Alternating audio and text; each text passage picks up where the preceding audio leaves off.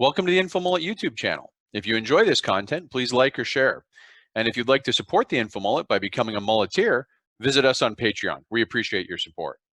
There was someone on the Ask Me Anything posted the article, or the abstract really, of this 80% of coronavirus tests are false positive. And the theory is if all these tests are false positive, we shouldn't really worry. All these infection counts are off, and this whole thing's blown out of proportion, and it's a giant fraud in the American people.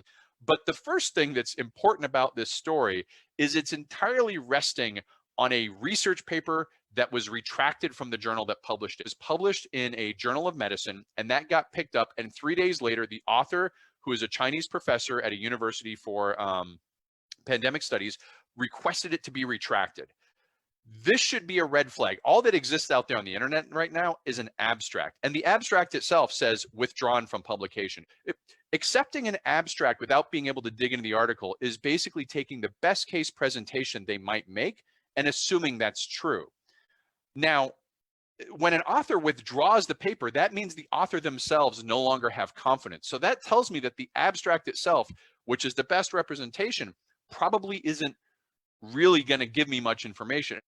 Now, there were a bunch of other claims that were made to sort of, dress up this. They claimed the author was imprisoned after the study. That's not true. He was available for an interview with NPR. It's in the link. There was a claim that because of this, all tests in the world should be considered false positive. Well, again, remember, an explanatory truth is free of logical fallacy. And the logical fallacy there is that all tests are coming from China.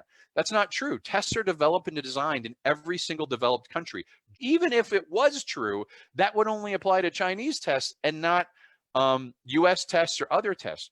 And it doesn't explain the entirety of the system we're seeing. It just tries to provide a point explanation, which falls apart when you consider the rest of the system. So this doesn't tell us anything about what's going on in the world other than to say, well, these infection tests, they're all wrong. Well, if they're wrong, what's causing the other effects in the system? Thanks for watching the video. Hope you enjoyed it.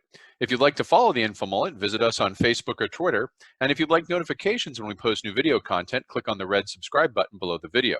If you've ever wanted to become a mulleteer and support the InfoMullet, visit us on Patreon. We appreciate the support.